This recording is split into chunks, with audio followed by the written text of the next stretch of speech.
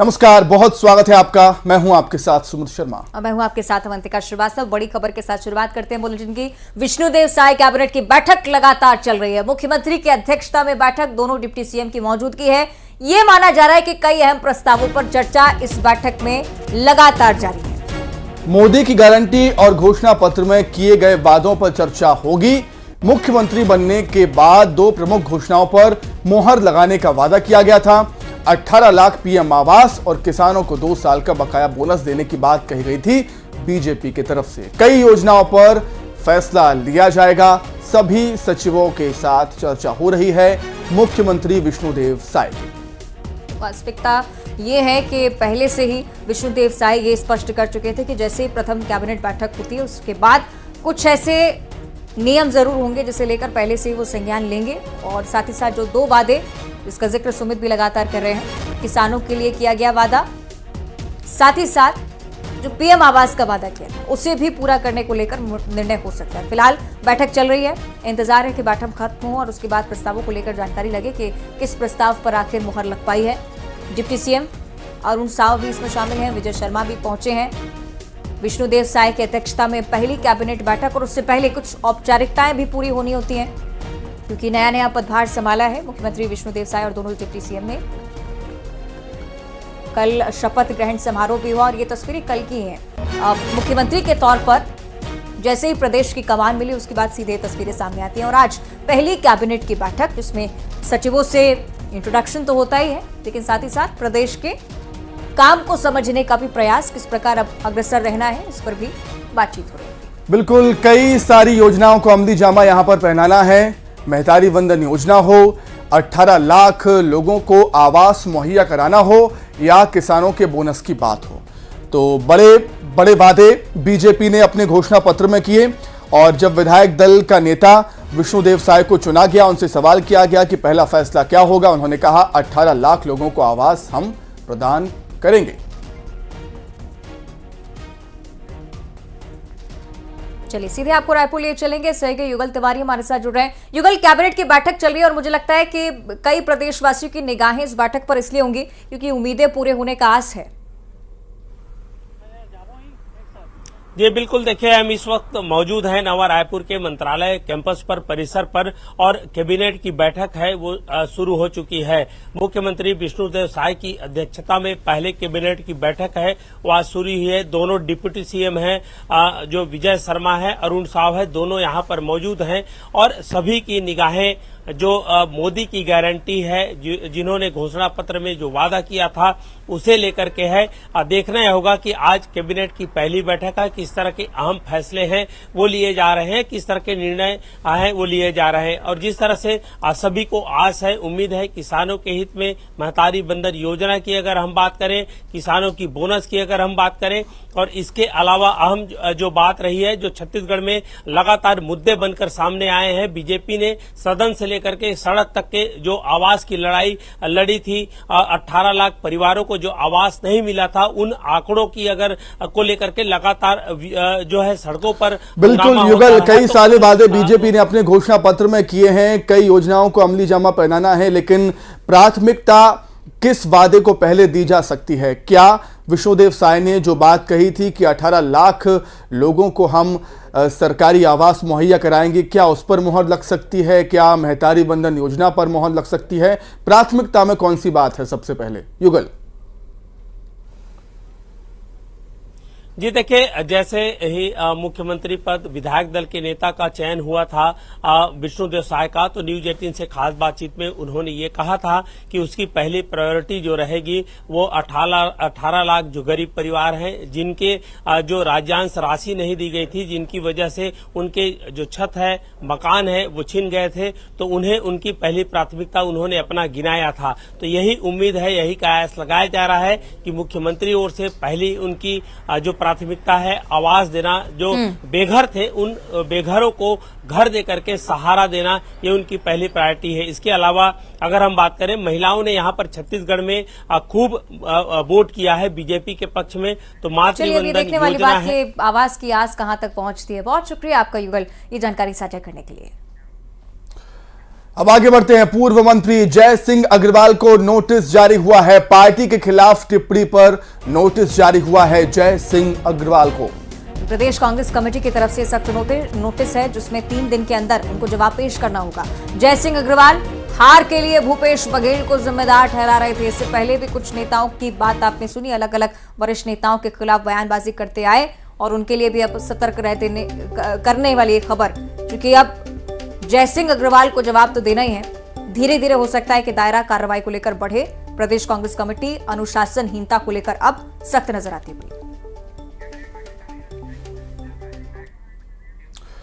तो कैबिनेट की बैठक चल रही है। विष्णुदेव साय बैठक ले रहे हैं। कई सारे फैसलों पर मुहर लग सकती है आज, ऐसी संभावना है। बैठक में 2 डिप्टी सीएम भी मौजूद हैं, अधिकारी भी मौजूद हैं। अधिकारियों से चर्चा हो रही है मुख्यमंत्री विष्णुदेव साय की। 2 डिप्टी सीएम अरुण साव और विजय शर्मा भी आपको नजर आ रहे होंगे और वहां पर मौजूद अधिकारी भी आपको नजर आ रहे होंगे।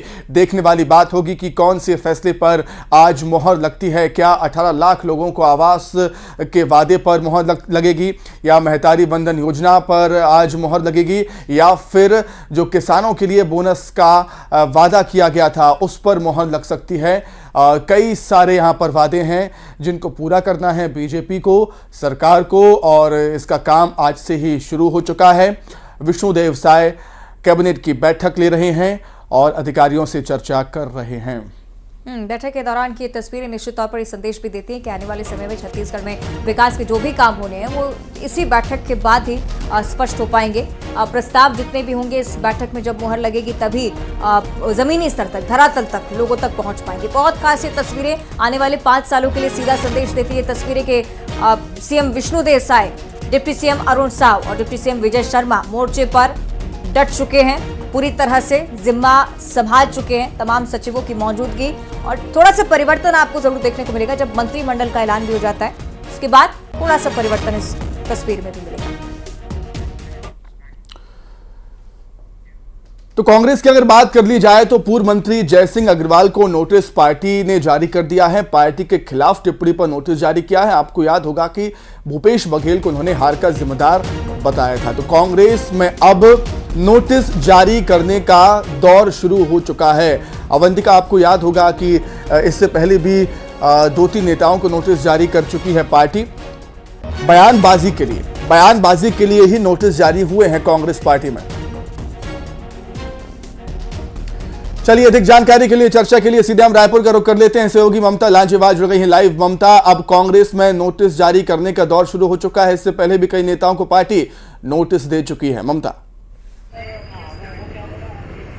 बिल्कुल, देखिए, हार के बाद में लगातार जो है वो जो बयानबाजी आ रही है उसको लेकर पार्टी को ये लग रहा है कि इससे पार्टी की इमेज खराब हो रही है और यही वजह है कि लगातार नोटिस दिए जा रहे हैं। सबसे पहले अगर हम बात करें तो बृहस्पति सिंह, उन्हें नोटिस जारी किया गया था। बृहस्पति सिंह ने टीएस सिंहदेव को और कुमारी शैलजा को पूरी तरह से पार्टी की करारी हार के लिए जिम्मेदार ठहराया था और उसके बाद में जो विनय जायसवाल हैं उनको नोटिस दिया गया। विनय जायसवाल ने कहा था कि चंदन यादव जो प्रभारी सचिव हैं उन्होंने 7 लाख रुपए उनसे टिकट की लॉबिंग के एवज में लिया था और इस बयान के बाद उन्हें नोटिस जारी किया गया। और जय सिंह अग्रवाल, उसी दिन जय सिंह अग्रवाल का बयान आया जिसमें जय सिंह अग्रवाल ने कहा था कि सेंट्रलाइज था पूरा चुनाव, जो है एक व्यक्ति पर केंद्रित था और कहीं ना कहीं बिना नाम लिए उन्होंने भूपेश बघेल जो है उन पर जो पूर्व मुख्यमंत्री भूपेश बघेल हैं उन पर निशाना साधा था। तो कहीं ना कहीं अब पार्टी जो है इसको लेकर मान रही है कि इससे कहीं ना कहीं पार्टी को काफ़ी नुकसान उठाना पड़ सकता है।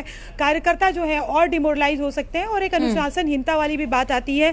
कल विधायक दल की बैठक हुई थी, हालांकि बैठक में जो जीते हुए विधायक हैं उन्हीं से केवल कुमारी शैलजा ने चर्चा की है। आने वाले समय में बड़ी बैठक हो सकती है, दोबारा पर्यवेक्षक आएंगे। मुझे लगता है कि अंदरूनी खींचतान भी ममता से कहेंगे जो अब जाकर सामने आई। आप बनी रहेगा हमारे साथ, आगे भी खबर पर आपसे चर्चा करने वाले हैं। तो एक तरफ कांग्रेस में खींचतान की स्थिति आप देख रहे हैं। अब इस बीच एक और बड़ी जानकारी भोपाल से मिल रही है। बोरवेल में बच्चों की गिरने की घटनाओं को लेकर सीएम मोहन यादव सख्त नजर आ रहे हैं। जिला कलेक्टर को निर्देशित कर दिया है, कहा है कि ऐसी घटनाओं की पुनरावृत्ति ना हो, ऐसी घटनाओं पर प्रशासन को ध्यान देना होगा।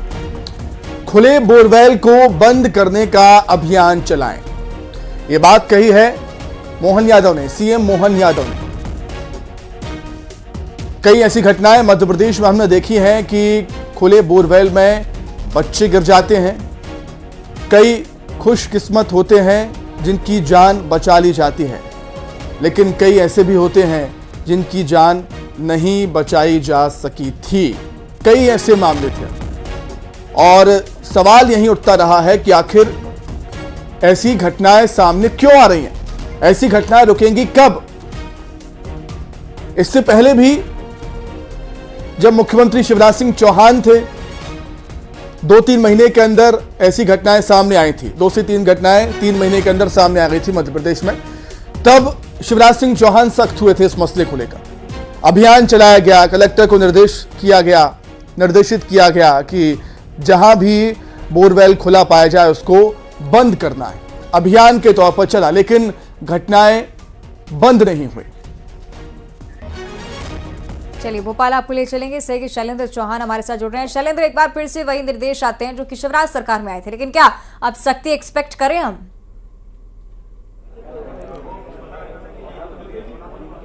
हाँ देखिए, बिल्कुल आज सीएम मोहन यादव ने आज जो बैठक लिए उसमें कलेक्टर कमिश्नर जो कॉन्फ्रेंस ली उसमें सख्त तेवरों के साथ स्पष्ट तौर पर सभी कलेक्टर कमिश्नर को कहा है कि किसी भी जिले में ऐसी घटना की पुनरावृत्ति नहीं होना चाहिए। अगर किसी बोरवेल में बच्चे की गिरने की घटना होगी तो ठीक नहीं है और आप अभी से अभियान चलाइए। उन्होंने सख्त तेवरों के साथ इसे कहा है कि सभी इस तरह के अपने अपने जिलों में निर्देश दिए जाएं और ग्राउंड लेवल तक चेक किए जाए कि इस तरह के कोई बोरवेल खुले ना हो। एक जागरूकता अभियान भी चलाया जाए सबको, ताकि पटवारी स्तर पर या जो तहसीलदार स्तर पर सभी जगह एक एक जो गांव है उन तक भी सूचित किया जाए। और इस तरह की एक एक्शन मोड में भी कार्रवाई करने को भी कहा है सीएम ने कि अगर कोई इस तरह खुला बोरवेल मिलता है तो कार्रवाई भी की जाए, ताकि इस तरह की कोई घटना ना हो। बच्चों से जुड़ा मामला काफी मार्मिक है और उसको लेकर क्योंकि अभी 3-4 दिन पहले भी एक घटना हुई थी और उसमें भी एक बच्चे की मौत हो चुकी है, तो काफी सख्त तीव्रता। और यही बात है कि पिछले कुछ समय में अगर हम देखें तो साल भर में 8 से 10 ऐसी घटनाएं हो चुकी है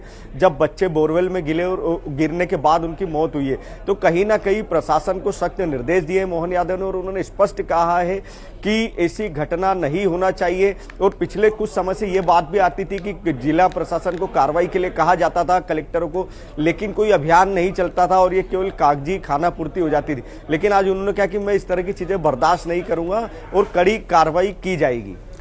ठीक है शैलेंद्र, एक बार फिर से निर्देश दिए गए हैं, सख्त निर्देश दिए गए हैं, लेकिन देखने वाली बात होगी कि क्या सरकार ऐसी घटनाओं पर कोई खास प्लान लेकर आती है।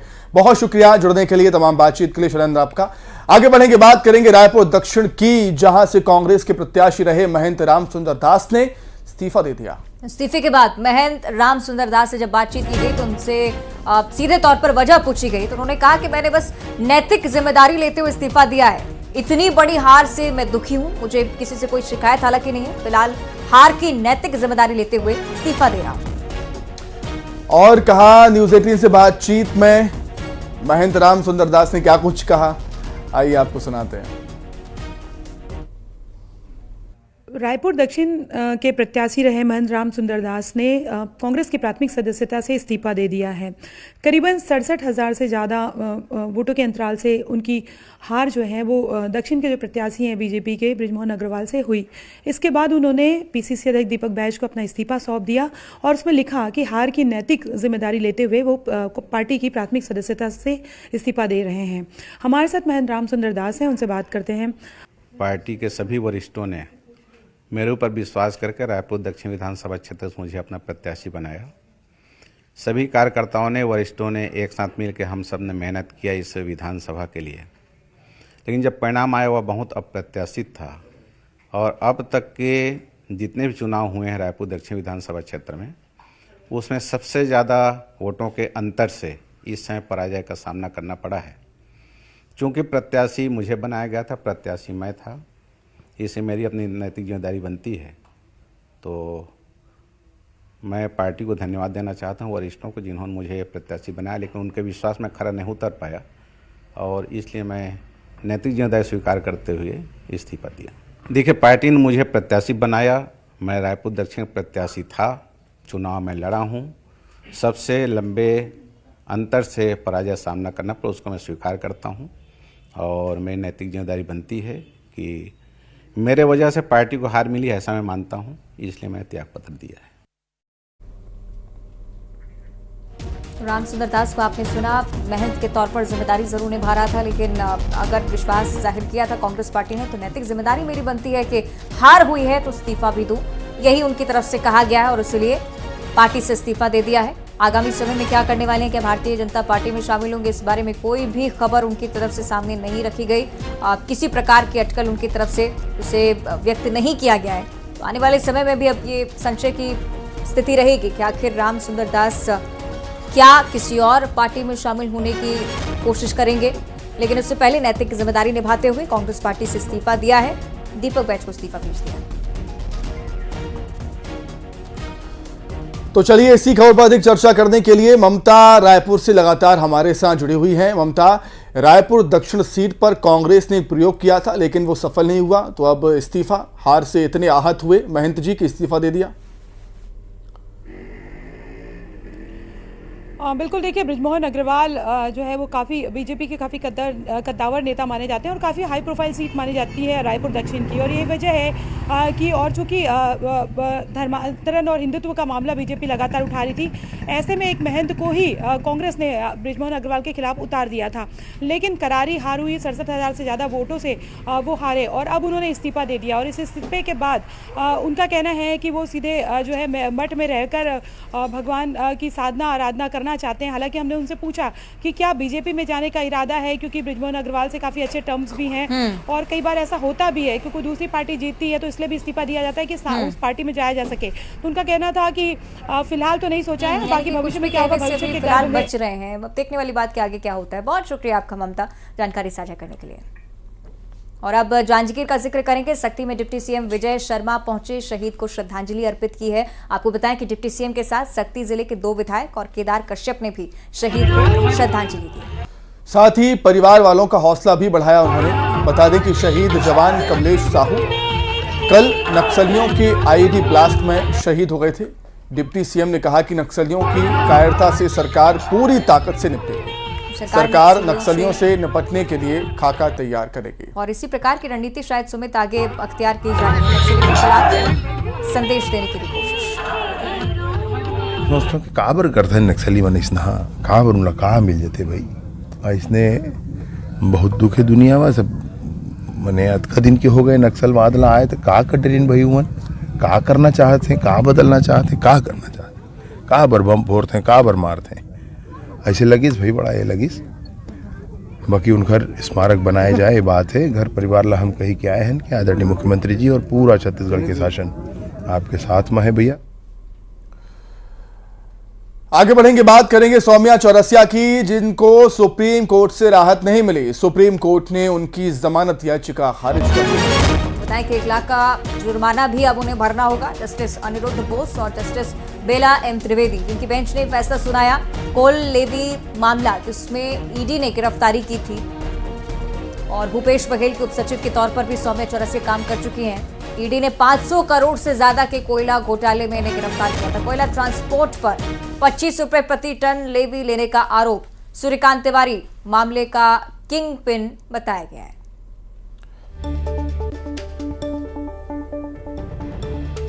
25 रुपए प्रति टन लेवी लेने का आरोप है सौम्या चौरसिया पर और लेवी वसूलने के लिए नियम बदले गए, यह भी आरोप सौम्या चौरसिया पर है।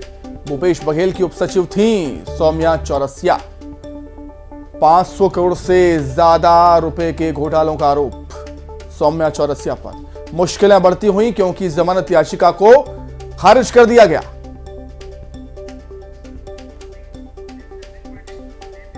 चलिए दिल्ली आपको लिए चलते हैं। सहयोगी सुशील पांडे हमारे साथ जुड़ रहे हैं। सुशील, बताइएगा कि आगे मामले में क्या हो सकता है। हालांकि ये तो तय है कि मुश्किलों से घिरी रहेंगी अभी। जी देखिए, अब इस पूरे मामले में अगर देखा जाए तो सुप्रीम कोर्ट से ही उनको ये आखिरी उम्मीद थी कि सुप्रीम कोर्ट उनको इस मामले में जमानत दे, लेकिन सुप्रीम कोर्ट ने फिलहाल सौम्या चौरसिया को कोई जमानत नहीं दी। तो निश्चित रूप से अब उनकी मुश्किलें आने वाले दिनों में बढ़ सकती हैं। हालांकि अभी उनके पास स्कोप यही है कि वो सुप्रीम कोर्ट में दोबारा पुनर्विचार याचिका दाखिल करें या फिर अपनी याचिका में किसी भी तरीके से बदलाव करके याचिका दाखिल करें। हालांकि जिस तरह की जमानत की मांग उनकी तरफ से की गई, उन प्रक्रिया से सुप्रीम कोर्ट संतुष्ट नहीं हुआ और इसीलिए सुप्रीम कोर्ट ने न केवल उनकी याचिका को खारिज किया बल्कि उन पर 1 लाख का जुर्माना लगाया। हालांकि जांच एजेंसी ईडी ने इस पूरे मामले में कई अहम तथ्यों को फिलहाल सुप्रीम कोर्ट के समक्ष रखा और ये कहा कि चूंकि सरकारी पद पर रहते हुए सौम्या चौरसिया ने न केवल कोल ब्लॉक आवंटन के मद्देनजर कई फिलहाल अनियमितताएं की हैं, बल्कि उसका फायदा उठाकर अकूत संपत्ति भी उन्होंने बनाई है और इस पूरे मामले में ईडी इन्वेस्टिगेशन को लेकर अभी आगे बढ़ रही है। ठीक है सुशील, बहुत शुक्रिया सुशील, आपका जुड़ने के लिए, तमाम बातचीत के लिए आपका बहुत धन्यवाद। आगे बढ़ेंगे, रायपुर से बड़ी खबर, बीजेपी ने विक्ट्री सॉन्ग जारी किया है, हम भगवाधारी सॉन्ग जारी किया है, सोशल मीडिया एक्स पर लिखा है हम भगवाधारी। भांचा राम के ननिहाल में हिंदुत्व की विजय, ये बोल हैं उस सॉन्ग के, जिसे विक्ट्री सॉन्ग के तौर पर भारतीय जनता पार्टी छत्तीसगढ़ में इंट्रोड्यूस कर रही है।